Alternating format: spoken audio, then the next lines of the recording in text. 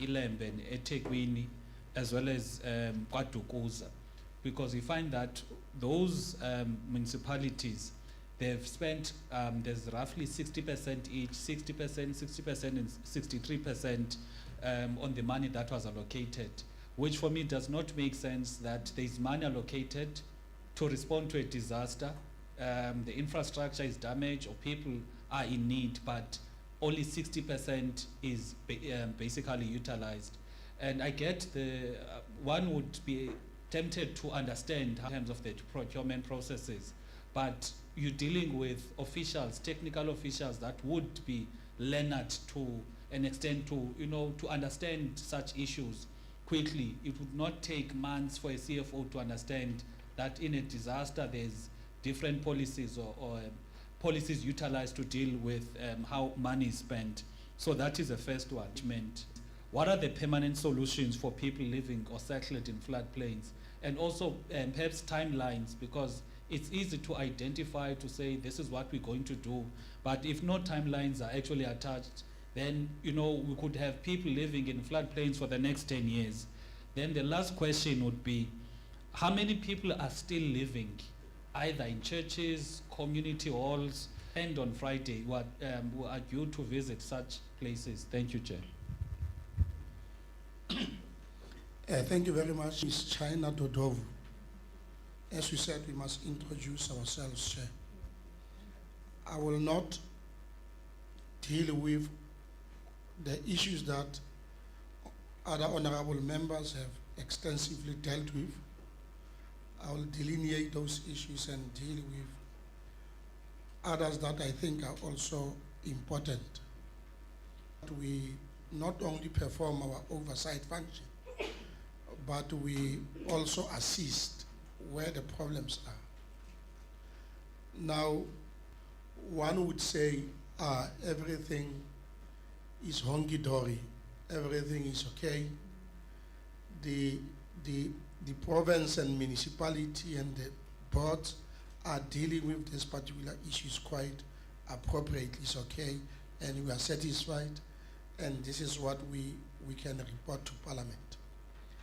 But for me, sitting here, Honorable Chair, the contrary is true, and I want all the authorities to rebut and engage me on the issues that I'm going to raise. Firstly, we are a committee of Parliament, and just last year, there was a deputy mayor of eThekwini. I'm told that he's no longer part of eThekwini. He's somewhere else. He was attacking everybody left and right. And I feel that that issue must not be left unattended. He was accusing Parliament for coming here. He was accusing the government for coming here when there is a disaster. People were killed as a result. Their infrastructure was disintegrated. They were displaced. And I think in my respective view, these people needed their government, needed their leaders to come forward and share with them the pain and provide them with solutions. And I don't think that it is correct that in a spirit of cooperative governance and intergovernmental relations, we should behave in that particular way. And this is a misbehavior that I wanted specifically to raise to that deputy mayor, that you don't do that.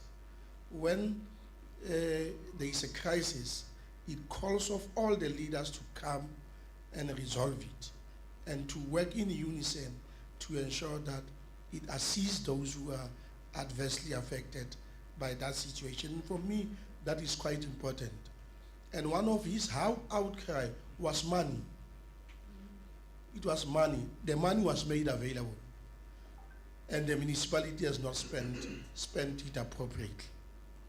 Specifically with regard to money, there are two issues. The now deputy mayor says there are supply chain challenges, supply chain management challenges. I really don't know what are they, because she has not spelled out in precision to say these are the specific supply chain management problems that we are encountering, and on top, Honorable Chair, this is what we are doing to address those particular challenges. What we hear is some stories and some information that was brought to the attention of this committee. One of those, it is the Auditor General. When she conducted the lifetime audit, she has indicated specific problems about expenditure patterns of eThekwini as well as the province in general in terms of how you spending the monies. And I will not repeat what the Auditor General has said, but the expectation is that you need to tell us how are you going to address those issues which were raised by the Auditor General, whether it is the slowness of the process, whether it is human settlement, whether it is water, it is anything that the Auditor General was saying. We expect you to say, this is how we are dealing with those particular issues. And the real-time audit was important because we do not want to do the ex-post factor audit where we do it after the fact. It goes with how you're spending money, and he has pointed out those particular issues, and I want Honorable Chair them to respond on these particular issues. Sometimes around November last year, there was an issue that was raised about the fact that certain people who were displaced were moved from the hotels and they were placed in the Royal Hotel. They were removed from their halls and be placed in the Royal Hotel, and that created some frenzy in eThekwini. We want to know what has happened to those particular people and whether it was true that these people were moved to those particular people. Now, for me, Chair, we can't blame the past forever. We have been a government for 29 years, national and provincial, and municipality around that particular area. eThekwini must say to us, this is how we're doing our fiscal planning, spatial planning. Because partly, or mainly, Chair, let me add to say mainly, the people who get adversely affected during the floods are those who are not properly located. Are people who are located in very risky and dangerous environments. And that can be ameliorated, it can only be addressed if we sort out our spatial planning. And I don't know what the spatial planning framework of the municipalities is, but I think it is quite important. And Mina Chair, I'm very, very jealous about the area where we're coming from. That area, it is historical. It is a heritage place for this country. It is where President Dube comes from. It is where President Pixley Sakakaseme comes from. It is where Ishembe Church is headquartered. That place is very historic. Seeing people in that condition, it is very painful. And my view is that the government, both provincial and municipality, must pay special attention to those people where we're coming from. It's quite clear, without the flood, you can see that this area is not okay. There are floods or natural disasters. You are bound to expect what we have witnessed last night and today. Because of that, in my view, poor planning. That's the Mhlungwane Bridge, where a motorist from Gauteng fell into that bridge because he wasn't aware that that particular bridge was not fixed. I want to know what has happened since that particular situation, and whether that bridge has been fixed as well. And the issues that there is an organization, I don't know how it is, it's a movement, that always raises issues about eThekwini and the work that eThekwini is doing. I've written it down. Whatever the movement is every day raising issues about these flood problems. And I don't know whether can't there be some engagement if what they are saying, what they are telling the South Africans is correct. Why can't we have an engagement with them so that we give them the correct and proper picture about what we're doing? Because I think what they are doing and saying every day of their lives, it is counterproductive. It is not good for the image of eThekwini especially. And my view is that there ought to be some response to that and how we engage such organizations so that if what they are saying is not correct, we give them the correct situation, or at least we respond to the public correctly about what is the status quo of the situation. I thought I must pause there, Chair, but those are the concerns and questions that I would like the committee to respond to.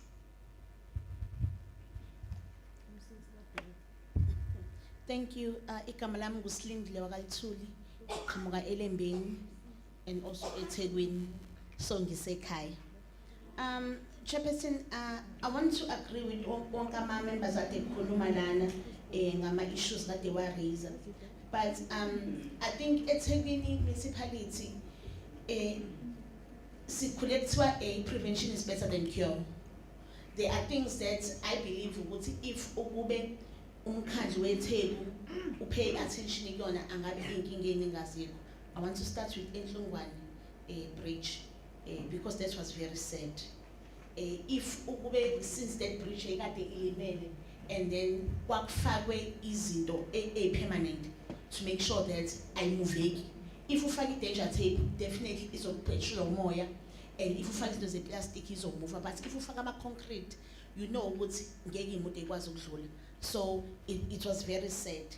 And also I think most of inkinga esiboni as we were coming here, we used was that M19? M19. Khona inhlabathi emgwaqweni and igcwele amanzi. It shows ukuthi maintenance is not being done kuma drains ethu. So if we can focus with maintenance kakhulu, we can also prevent other disasters enzakalayo. Deputy Mayor Dadewethu, the elephant that you spoke of, SCM, I would really like you to be more specific as other members were requesting. What is it that you think because now this elephant in Vimbela nikwazi attack that disasters enzekile, and we can't treat a disaster if nama project there are there with IDP, so a disaster is a disaster. And I also want to speak of what 62, which is Otongat, as I said, KZN, Kaya. Even after that water plant, ANC, Otongat, people of Tongat are still without water. They are complaining every day, amanzi awekho Otongat. So I don't know what water plant emergency yona yiphi inkinga. Umngeni, there's a serious problem eyamanzi eThekwini. Not eThekwini phela. Cases enyonke, but eThekwini is even worse. Lastly, Chairperson, I hear social development saying that kunama social workers aqashiwe and there was money put ukuthi kwenziwe ama social worker amaningi, but imphakathi idinga usizo and there is no assistance yama social worker ahamba yonikeza abantu ama victims ama floods. So as another member was saying, ukuthi yiphi criteria esetshenziswayo for ukuthi unikezwe abantu usizo mhlawumbe bazoshitsha namhlanje ukuthi yona yiphi. And lastly, Chairperson, asingabukeki njengama tourists as members of parliament to come here just for show. Fanele after sifikile abantu impilo zabo they must change. That's why we are here. Thank you. Thank you very much, Chairperson, colleagues, and everyone present. My name is Mkhuleko Hleng. Chair, I think I have in the main probably 3 areas, and they may be interlinked. Excuse me. The first one is about what I see as kicking for touch insofar as spending quickly, for lack of a better phrase. Because National Treasury has given a dispensation which allows for expansions and deviations insofar as National Treasury Note 3 is concerned, which took effect 1 April 2022. So I see a lot of projects in a disaster being subjected to normal processes. And what is happening, Chair, is that we are going to be having project upon project because of disaster upon disaster. Now, I'm not getting a sense that National Treasury Note 3, I've got my reservations about it, but obviously because it's there and is a tool that National Treasury has deployed, I don't get a sense that it's actually gaining traction. It's a year later, and there's things still stuck in bid process, bid adjudication. There's a long list of everything, but nothing has been done. Yet the Treasury note, particularly for the provincial government, gives a special dispensation.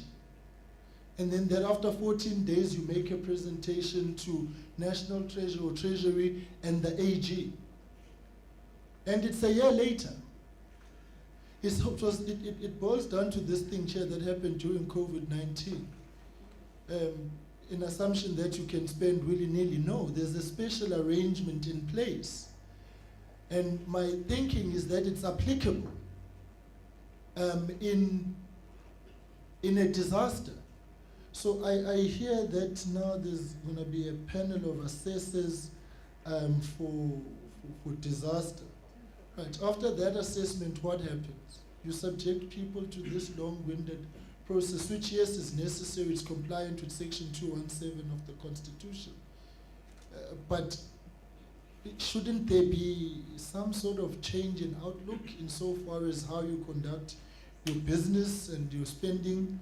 And I hear that there's a reluctance. Why is that?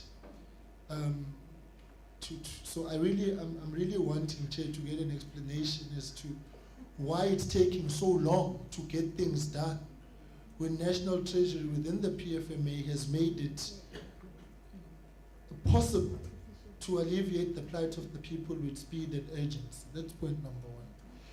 The second point, Chair, is about water provision in eThekwini. I'm from eThekwini. I will tell you without any fear of contradiction that water corruption in eThekwini is a major, major problem. And it is around the water tanker cabal in this district. It's prevalent everywhere, but here, infrastructure is being deliberately vandalized and collapsed because the water tankers are wanting to take over the operations because they are not just billing the municipality, but they are billing citizens on the ground to say, if you want water, you must pay. So there's double dipping. We've raised this matter last year. And I'm interested to know whether there have been interventions insofar as investigations. And if they have been done, what have been the outcomes? And if not, why has it not been done? Because we will sit here and theorize about interventions, which you need to fix the infrastructure. You will fix the infrastructure until the good Lord comes back. Because on top of the disaster, there is the deliberate sabotage of public infrastructure for the purposes of making money. And it's not a secret, it's an openly known thing. There's a syndicate around water tankers in eThekwini specifically and other authorities generally. And then it will take weeks on end, if not months, to fix basic things. I come from Ward 105. It will take at times 10 weeks. And even those water tankers that are provided, they are only going to travel on certain routes. And if you need water, you need to travel to the main road and still pay for it. So I'm really asking, Chair, because on top of the disaster, because my sense is that the disaster has provided a conducive environment for a cop-out for the continued utilization of water tankers. Now, Chair, the final point. Oh yes, eThekwini SCM. Yeah, there's a cabinet resolution, Chair, of 2014, which says all persons who are in the SCM space must be vetted. I want to know whether has that happened in eThekwini. If not, why not? And if it has, to what extent? Because we continue to have these perennial problems in the SCM space. Deputy Mayor called it an elephant in the room. I'm sure she will unpack what she means. But one of the major issues is that you have got people in SCM who should not be in SCM. And then post that you've got the victimization of auditors when they come in to perform their fiduciary responsibilities. Put aside the ever-growing headache of people who are unqualified in positions. That's one thing. But those people who are in the SCM space, have they been vetted in compliance with the cabinet decision of 2014? Then finally, Chair, is the issue of temporary housing of people. In the 2023 SONA debate, the Premier of the province alluded to the fact that everybody had been moved out of these temporary shelters. What followed after that, rightly or wrongly, was a disruption of the Premier's State of the Province address in the legislature around that key question. Now I get the program for this oversight, and it says tomorrow I'm visiting where people are housed. So what I want to know, Chair, is, have people been moved? All of them, some of them, and if they have, where have they been moved to?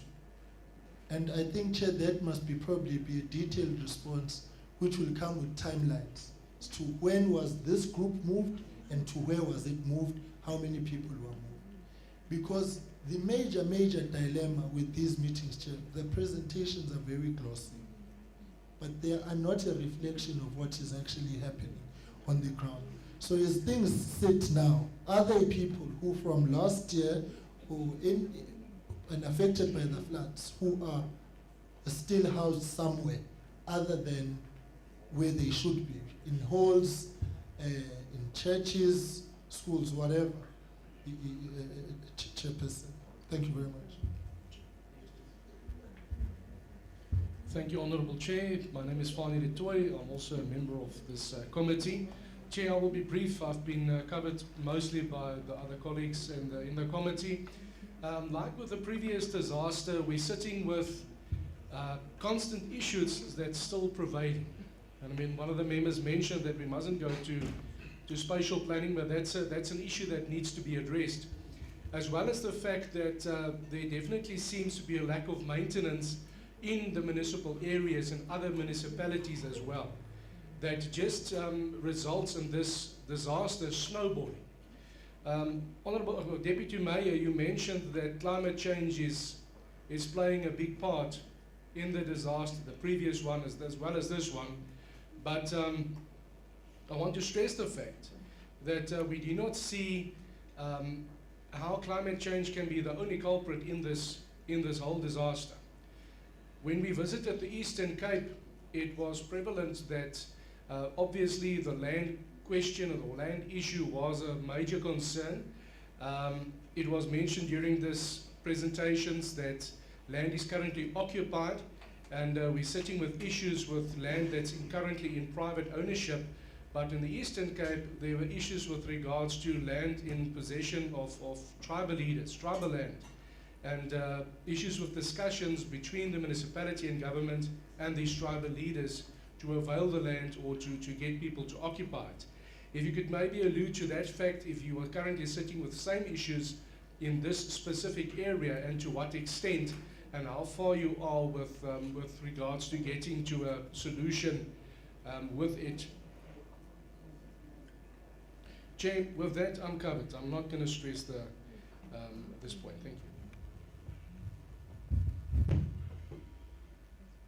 No, thank you, honourable members. And may I also just recognize the speaker who is present and part of the meeting this morning. There's a number of questions that has been asked, and I now need responses, right? And if you don't have an answer, don't give an answer, because we'll hold you accountable to what you say, right? I'm going to start with the speaker, then thereafter the deputy mayor, and then I will come down to the lady who did the presentation at the beginning. Can we get the roving mic there to the honourable speaker? Oh, there is one. Thank you.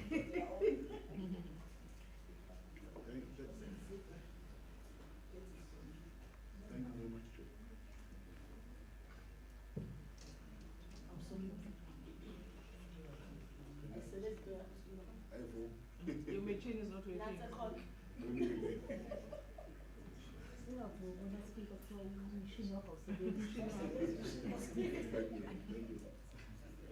Can I use my voice here? I press it up. Press, switch it on. No, it's on. Oh, okay. Thank you, Chair. My name is Chabani Nyaose. I'm the Speaker for Meche Municipality. I will respond, Chair, to some of the questions, but I also want to mention that there is a delegation from the Human Settlement in the province. They will respond to some of the issues that deal with housing issues and with regard to those people who were affected by floods. Let me first deal with the elephant in the room that Deputy Mayor talked about, our SCM process.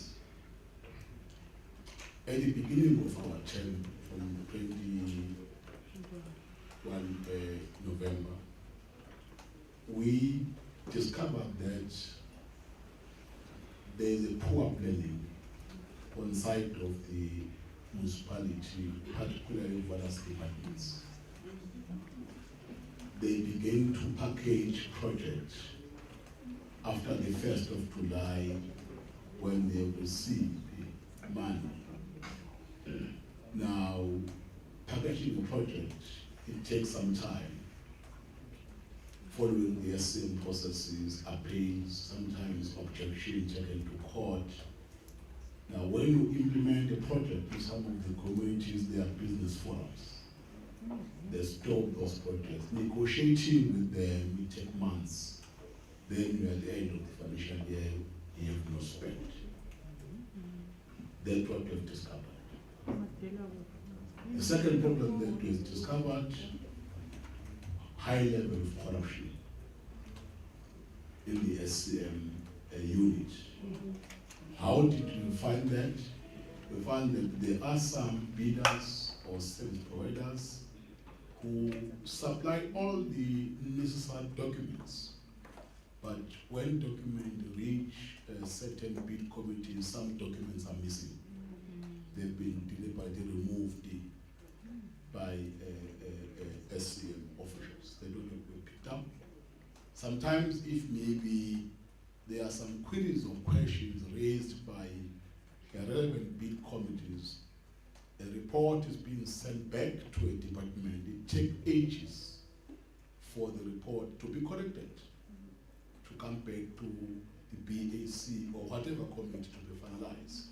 Now those things were done deliberately because sometimes if a service provider is not being preferred by a particular official, that official won't have an energy to run with speed to correct whatever correction that have to be corrected. Those are the things that were picked up with our SCM process and also from our department. We then said the head of SCM must explain what is happening. Then we were not satisfied with his explanation. Then we decided to suspend him. Currently is on suspension, we've acted. We have a new acting SCM head, of which we are happy so far with his performance and some of the interventions that is bringing. We have also decided that we have observed that bid committees were chaired by junior officials. Then we said chairs of bid committees now will be deputy city managers. Currently, all bid committees are chaired by deputy city managers, people who have authority to take decisions, people who won't see a report if there's something minor to be corrected. The report is being sent back to a department. Things can be corrected in a meeting because they've got authority and power to make such changes. Those are the interventions we've made. We've suspended the head, we've appointed deputy city managers to chair bid committees, and there's improvement. There's improvement in dealing with SCM. number of cases where we suspected that this corruption have been reported to our CIU. There are investigations. Some of the reports are back. A day before we received a report with 5 SCM officials who have been alleged to be colluded with some service providers, and then we are taking actions because investigation has been done, and then their report we have received, and as a city we are going to act because those investigations were conducted through our instructions. Therefore, if it comes to SCM, we acknowledge and we are aware of the weaknesses internally, and we are fixing those weaknesses. And we hope that members of parliament have observed and they are raising that with us frankly and strongly. And we appreciate that robust debate on these matters because we know is one of our weaknesses why we are not performing as a city. I think I've dealt in detail with the issue of what's the problem with our SM, as I've already made a commitment that there are changes that we are making to fix that issue. The issue of water in our city, yes, not all problems that we are encountered with are as a result of floods. We admit that. Some of the problems are as a result of poor planning, as I've said. Poor planning in a sense that when we were installing pipes to deliver water in our communities, we ignore the issue of maintenance. It's something that happened previous years ago. And for us as a new administration, we can't blame those who came before us. We have to take responsibility and account for that because we are one government, as we have said. Now, we have not invested a lot on maintaining our infrastructure. Now, what we've done, we wanted to install new pipes, supply water in areas that were neglected before, and forget to maintain the infrastructure that is existing. It has been a weakness on the side of the city, and we have now recognized that it's something that we have to address, and we are doing something to deal with that. Yes, issues of corruption again in water and sanitation, we're aware of those. How we are aware of those? You see, at Tuzuma, I think 3 weeks or a month ago, that pump station was deliberately vandalized. We suspect by contractors that maybe do some business with water or people who are involved in the water tanker business. Currently, we don't have a report, but we reported the matter to the police. It is being investigated. We do hope we'll get a report, but we are aware of that problem. Umlazi, as we speak. Umlazi, currently we are working there because our pump station were attacked by criminals. We don't know why, but we suspect it's because of the reason that I've mentioned. We do have our own water tanks as a city, but the number is not sufficient to deliver water in all 111 wards where sometimes there's no water. But we are quite aware of the problem of water tankers. We are dealing with that. Investigation ongoing. One day we'll share with the public what has been discovered after those investigations. Thank you very much, Chair.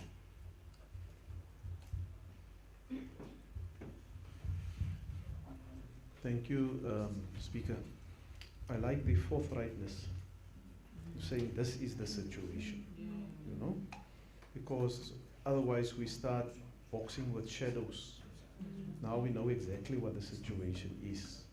And that frank, honest input will be very, very important on how to address and to fix the problem that is there. Because once you have that in the system, it's not only affecting the flood and disaster relief efforts, it's affecting everything in the municipality. Deputy Mayor. Thank you, Chairperson, for the opportunity.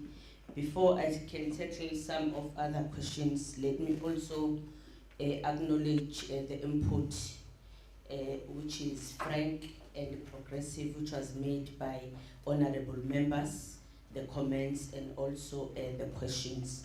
And I think it's also paramount for us as the leadership of eThekwini to highlight this, that yes, challenges are there, and also to acknowledge the fact that we do have plans or the mitigating factors to address some of the issues. And I know that members of parliament are here because they want to get the how part to the current challenges that we are facing. Speaker, I've covered some of the questions which were raised, and I think I want to add in the issue of water. As this new current administration, we said, because we have identified that we are using a lot of money to outsource the water tankers, let us have a plan that will make our municipality to do in-house in terms of the water tankers.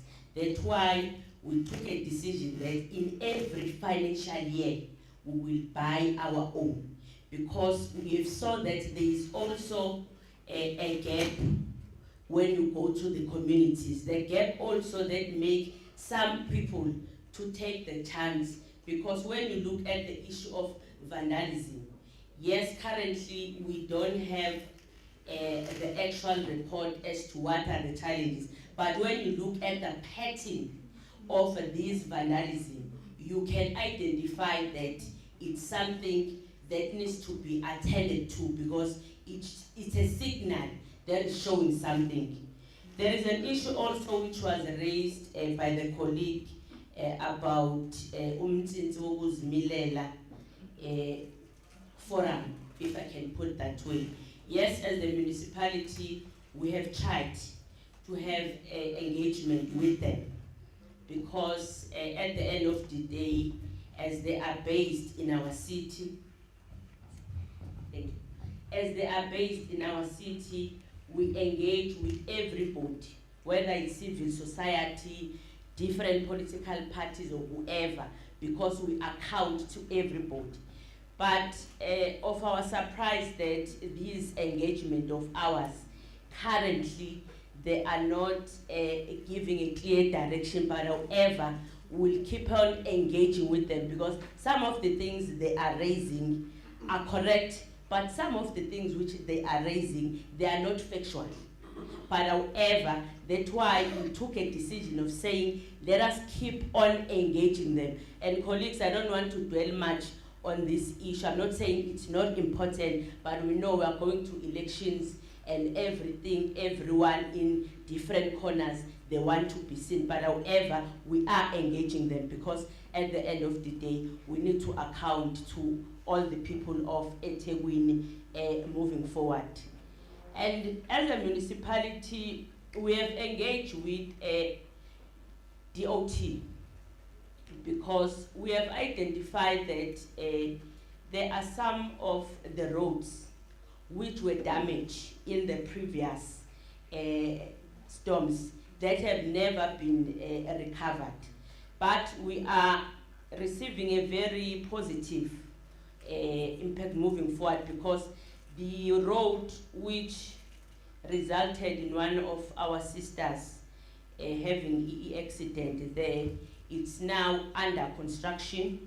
And I also want to put in the point that even though that incident happened, I think it was 2 weeks before it happened, there were signs there.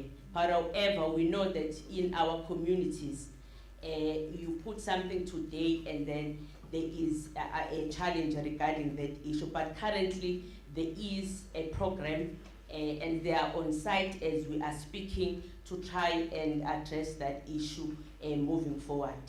And there is also an issue which is very critical that was raised by a number of honorables here, the issue of saying eThekwini is underspending. So therefore, what are we doing as the leadership? Some of the things Uspika have covered in saying that, one, there was a challenge of proper planning that result in us not being able to meet the target of spending. And we have sit down with the city manager and we have demanded from him to have a consequence management plan. Yes, it is on place, and we have said moving forward, this financial year, to us as leadership, we will use it as a mirror of saying, after the AG report, after the concerns from the people of eThekwini, because when we were also engaging during the budget intervention, people were also raising this issue, that we are the citizen, we are waiting for you to implement, but why? Because you do have money. And I want to give assurance to the members of parliament here that our financial status will be better moving forward, because even currently with the pace of the grants, there are improvements when you look at how are we spending versus the past current financial year. So as the leadership, we are having plans in trying to make it a point that we change the status quo regarding that. And also with the issue of vandalism, I think we cannot come here and lambast on the challenges with no plans. We are also affected as the city in terms of crime. And we took a decision in saying that we know for the fact that when you address the issue of crime, there are a lot of things that must be in place. But we said when we look at our municipality, we have Metro Police. And it was the first which was established in South Africa when you look at all these metros. But in terms of number, we are less. And we took a decision that says we have been recruiting 200 members. But now in this financial year, we are recruiting 400. And we have also took a decision of investing more on the smart policing, because we understand for the fact that we will never have enough police.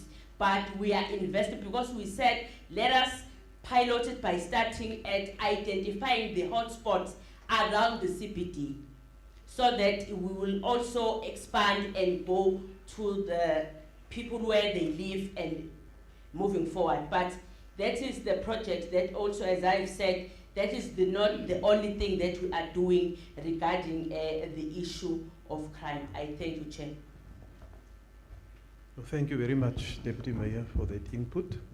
I will now recognize the lady who did the presentation. Can we just pass the microphone to her, please? And I want you to specifically deal with this thing of low expenditure, right? In the presentation, I noticed that in certain areas it's 100%, others it drops down to 40%. And we were inundated as a ad hoc committee when we did the initial round to say that National Treasury is not giving us the money, right? They're taking long. And the Minister of Finance, Minister Godongwana, was at pains, he and his officials, to explain to us, to say that this is the approach that we're using. And they also alerted us to say that the spending is the problem when the money will go through. And then you also made reference to the Auditor General, the real-time audits, and the delays in service delivery or delivery of services that it is causing. Can you just explain to us exactly what you mean by saying so that I don't understand? Because the issue, Honourable Schlengwa, other members, did not arise when we engaged the Auditor General, that real-time audits have a negative impact on the delivery of relief efforts or service delivery in general. Can you just give us your view on that, please? Thank you, Chair. Good afternoon once more. Maybe let me start with the issue that you raised initially regarding the two roads that the members visited earlier, Crescent Road and Valley Road under Rain Onion. Chair, if you recall, those two roads were damaged in the 2019-2020 floods, not in the April floods. April floods, there was additional damage, which is damage after damage, as outlined that happened prior, and the state has in terms of funding allocation. Unfortunately, because of the current way that the grant funding is made available, you may wait a year or two or even 3 before funding is allocated towards disasters. So for the 2019-2020 disasters, for reconstruction and rehabilitation for Renkonyen, the allocation has only been made now. There's 82 million that has been made available to address those specific projects that you visited as the Ad Hoc Committee. The appointments of consultants for the designing has been done by the municipality itself, and they now await the funding to be transferred, which will be done now in the new financial year of the municipality, which is from July. The reason why they took you there was specifically to bring to your attention the challenges that we face in the sector in terms of the delays in the allocation of disaster grants. Grants come a year later. When you want to implement emergency procurement, AG will say to you, but if you could wait for a whole year, where is the emergency now for you to activate that provision in the PFMA or MFMA that says you can procure through emergency? Because you've waited for a year or 2 and it's no longer an emergency. I think that disjuncture that is there within, in terms of what the policies say and the realities on the ground is the dilemma that CFOs have and accounting officers have on the ground when it comes to actual implementation. Because AG would say it's no longer an emergency, you didn't need to invoke those provisions. I think those are some of the policy shifts that we need to bring to the attention of the Ad Hoc Committee to assist us as a sector to address some of those issues that we find ourselves having to face.